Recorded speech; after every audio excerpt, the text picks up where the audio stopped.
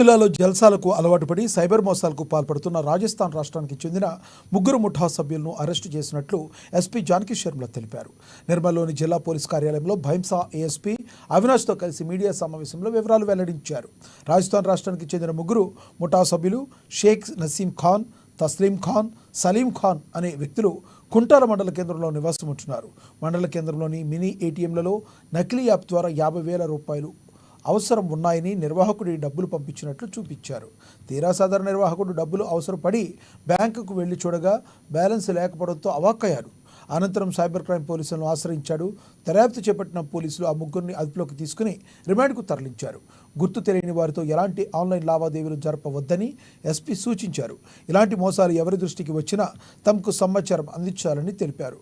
కేసుకు సంబంధించిన వివరాలను ప్రొజెక్టర్ ద్వారా భైంసా ఏఎస్పీ అవినాష్ వివరించారు. నిందితుల వద్ద నుండి 9 సెల్ ఫోన్లు, 7 ఏటీఎం కార్డులు స్వాధీనం చేసుకున్నారు.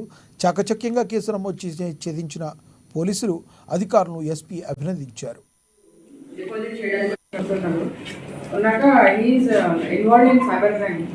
అక్కడ రాజస్థాన్లో అది ఆ ఏరియా బాగా సైబర్ క్రైమ్కి ఫేమస్ మార్కెట్.